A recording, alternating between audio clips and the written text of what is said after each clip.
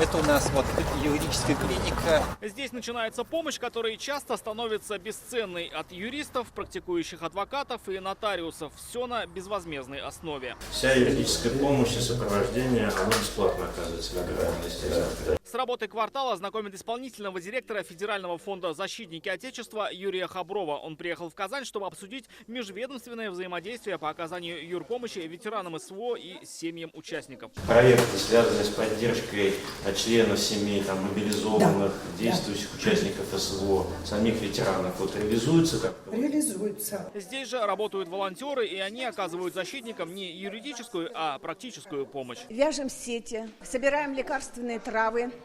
Эти лекарственные травы тоже упаковываем в мешки и тоже все отсылаем с боевым братцем СВО. Квартал юстиции местом сегодняшней встречи выбран не случайно, ведь он и создавался для того, чтобы оказывать всю необходимую юридическую помощь гражданам в одной локации. И вот сегодня здесь обсуждают уже, как усовершенствовать эту работу, оказывать всю необходимую юридическую помощь участникам СВО и членам их семей быстро и в режиме одного окна. А для этого нужно работать сообща.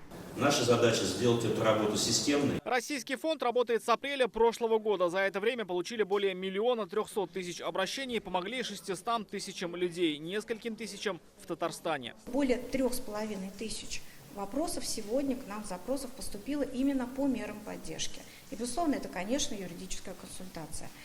Есть вопросы, связанные с выплатой различных денежных довольствий, выплат по ранению, действующим военнослужащим. И это тоже те вопросы, в которые мы вникаем на сегодняшний день, в которых мы разбираемся. Работа фонда межведомственная. Он объединяет несколько служб и министерств. Юридическая помощь в ведении созданного по инициативе Рустама Минниханова Государственного юрбюро Татарстана. Сегодня ключевой задачей для бюро является как раз-таки бесплатная юридическая помощь для участников специальной военной операции, членов их семей. Ровно год назад соглашение о сотрудничестве с фондом заключил аппарат уполномоченного по правам человека. Все, кто нуждается в какой-то поддержке или выяснении каких-то ситуаций, все туда приходят, никому сегодня отворот-поворот не дают. Сегодня Юрий Хабров предложил использовать возможности квартала юстиции для помощи защитникам Отечества. По сути дела, может быть такой площадкой стать для именно объединения наших усилий, для того, чтобы мы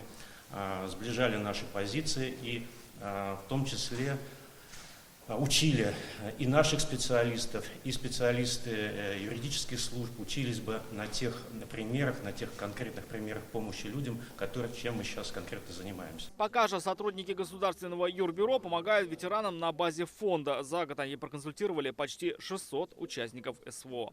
Рамиль Шайдуллин, Игорь Романов, ТНВ, Казань.